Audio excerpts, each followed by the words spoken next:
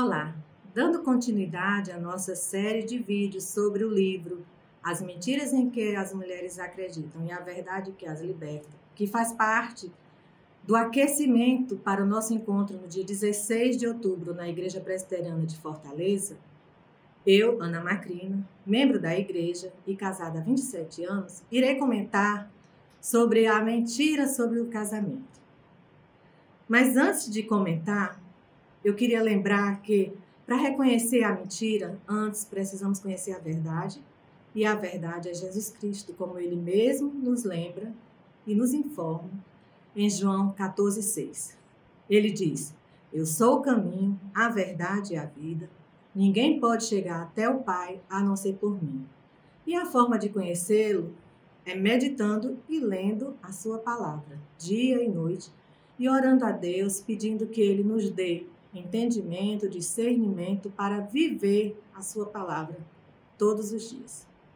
Dito isso, quero agora ler a verdade sobre o casamento que está em Gênesis 2. Então, formou o Senhor Deus ao homem do pó da terra e lhe soprou nas narinas o fôlego de vida. E o homem passou a ser alma vivente. E plantou o Senhor Deus um jardim no Éden na direção do Oriente. Tomou, pois, o Senhor Deus ao homem e o colocou no jardim do Éden para cultivar e o guardar. E o Senhor Deus lhe deu esta ordem: De toda árvore do jardim comerás livremente, mas da árvore do conhecimento do bem e do mal não comerás. Porque no dia em que dela comeres, certamente morrerás. Disse mais o Senhor Deus: Não é bom que o homem esteja só. Far-lhe-ei uma auxiliadora que ele seja idôneo. Havendo, pois, o Senhor Deus formado da terra todos os animais do campo e todas as aves do céu, trouxe-os ao homem para ver como este lhe chamaria. E o nome que o homem desse a todos os seres viventes, esse seria o nome deles. Deu nome o homem a todos os animais domésticos, às aves dos céus e a todos os animais selváticos. Para o homem, todavia, não se achava uma auxiliadora que lhe fosse idônea. Então o Senhor Deus fez cair pesado sono sobre o homem, e este adormeceu. Tomou uma das suas costelas e fechou o lugar com carne. E a costela que o Senhor Deus tomara ao homem, transformou-a numa mulher e lhe a trouxe. E disse o homem: Esta, afinal, é osso dos meus ossos e carne da minha carne. Chamar-se-á varoa, porquanto do varão foi tomada. Por isso deixa o homem pai e mãe e se une à sua mulher, tornando-se os dois uma só carne. Ora, um e o outro, o homem e sua mulher, estavam nus e não se envergonhavam. Esta passagem nos informa que Deus criou o homem e deu um trabalho para ele, e também nos diz que Deus fez a mulher a partir do homem para ser sua companheira e a auxiliadora idônea. E ao final nos apresenta a orientação sobre o casamento. Logo em seguida, no capítulo 3 de Gênesis, temos a história da queda do homem e como o casamento sofreu por conta disso. No livro, a Nancy apresenta ao início de cada capítulo um trecho do fictício diário de Eva. É uma forma interessante que ela encontrou de fazer o link, diria lúdico, entre o assunto tratado e a leitora. Após o diário, Nancy nos lembra o propósito de Deus ao criar o casamento, que é refletir a glória de Deus e seus propósitos redentores, e que a atitude de Satanás ao enganar Eva foi um golpe ao plano eterno de Deus. Agora irei apresentar 6 mentiras sobre o casamento que a Nancy trata no seu livro. A primeira mentira: tenho de ter um marido para ser feliz. Essa mentira é um jeito de colocar um fardo pesado no outro. Nancy nos lembra que o casamento é algo bom e correto, e é plano de Deus para a maioria das pessoas. Que o propósito do casamento não é nos fazer feliz, mas glorificar a Deus. Que só encontramos a verdadeira felicidade em Cristo. Que Deus nos dá tudo de que precisamos para glorificá-lo. E se Ele sabe que um marido vai fazer com que glorifiquemos mais a Ele, então Ele nos dará esse marido. Ela apresenta ainda alguns testemunhos de mulheres que acreditavam nessa mentira, mas foram libertas pela verdade. E ao final do capítulo, tem algumas referências bíblicas que desmascaram essa mentira. Em cada capítulo, ela faz isso. Ao final de cada mentira que irei falar, apresentarei uma dessas referências. Para esta mentira sobre precisar do marido para ser feliz, escolhi a referência Tiago 1, 16, 17. Não vos enganeis, meus amados irmãos. Toda boa dádiva e todo dom perfeito são lá do alto, descendo do Pai das luzes, em quem não pode existir variação ou sombra de mudança. A segunda mentira é minha responsabilidade mudar meu companheiro. Mulheres ativas demais e com um tantinho de soberba são presas fáceis para essa mentira. Sobre essa mentira, a Nancy nos lembra que ela leva à frustração e ao conflito, e que se quisermos ver alguém realmente transformado, temos duas armas: uma vida devota a Deus e a oração. E aí ela nos apresenta exemplo bíblico e um testemunho de alguém conhecido dela.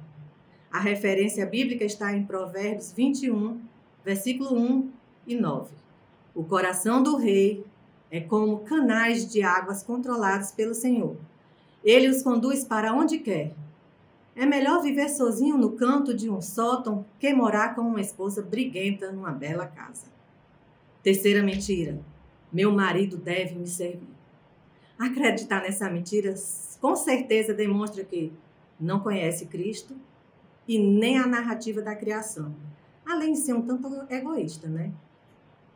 Além de testemunhos de mulheres libertas dessa mentira, Nancy nos lembra que parecemos mais com Cristo quando estamos servindo a Ele e aos outros. A base bíblica, João 13:5. Depois derramou água numa bacia e começou a lavar os pés de seus discípulos, enxugando-os com a toalha que estava em sua cintura. Quarta mentira: se me submeter ao meu marido, serei infeliz. Melhor sinônimo que achei para submeter-se foi render-se. E render-se aqui é, em última análise, render-se à autoridade de Deus sobre nós, que colocou o homem por cabeça da mulher. Nancy relaciona variações dessa mentira, gasta um pouco de tempo apresentando a verdade. E ao final diz que a verdadeira mulher não tem medo de se colocar em posição de submissão, pois confia no poder soberano de Deus. A base bíblica que escolhi foi Efésios 5, versículo 21 e 22. Sujeitem-se uns aos outros por temor a Cristo. Esposas, sujeite-se cada uma a seu marido como ao Senhor. Penúltima mentira: se meu marido é passivo, tenho de tomar iniciativa, ou nada será feito. Mais uma coisa de mulher ativa demais. Segundo uma pesquisa que foi feita entre as mulheres sobre em quais mentiras apresentadas neste livro elas acreditavam, essa foi a terceira colocada. Para falar sobre essa mentira, Nancy usa os exemplos de Eva e de Sara. Fala sobre atitudes da mulher que contribuem para que o homem seja passivo. E diz: simplesmente não podemos ter tudo nesta vida. Não podemos insistir em comandar o espetáculo e depois esperar que os homens sejam proativos, tenham iniciativas e sejam líderes espirituais. A base bíblica está em Salmo 27:14. Espere pelo Senhor e seja valente e corajoso. Sim, espere pelo Senhor. Sexta e última mentira: às vezes, o divórcio é uma opção melhor do que continuar com um casamento ruim. O único casamento perfeito, queridas, está descrito em Gênesis 2. Já em Gênesis 3, onde narra a queda do homem, nos versículos 12 e 13, a gente vê quão difícil e muitas vezes dolorosa seria a vida a dois, após o pecado. Para esta mentira que ataca diretamente ao plano de Deus, Nancy nos lembra que mentiras são apresentadas de forma parcial e pinceladas com alguma porção da verdade. E relaciona 11 verdades importantes que nos auxiliam no combate a esta mentira. Dentre elas, quero destacar: o casamento é uma aliança. Deus é um Deus que mantém as alianças. Deus nos deu a ordem de perdoar sem limites. E não há casamento que Deus não possa curar. Não há pessoas que Deus não possa mudar. E quero lembrá-las que Deus é um Deus de milagres. E que Cristo transformou a água em vinho, e este era superior ao melhor vinho servido na festa. Base bíblica em Efésios 5, 24 a 27. Assim como a igreja se sujeita a Cristo, também vocês, esposas, devem se sujeitar em tudo a seu marido. Maridos, ame cada um a sua esposa, como Cristo amou a igreja. Ele entregou a vida por ela, a fim de torná-la santa, purificando-a ao lavá-la com água por meio da palavra. Assim o fez para apresentá-la a si mesmo como igreja gloriosa, sem mancha, ruga ou qualquer outro defeito, mas santa e sem culpa. Encerro aqui lembrando que essas não são todas as mentiras que Satanás tem trabalhado para atacar o casamento. E que a cada quinta-feira é apresentado mais um vídeo contendo uma das mentiras em que as mulheres acreditam. Próxima quinta iremos falar sobre mentiras sobre os filhos. Não percam! E se preparem para no dia 16 estarmos juntos na Igreja Presbiteriana de Fortaleza presencialmente. Tchau!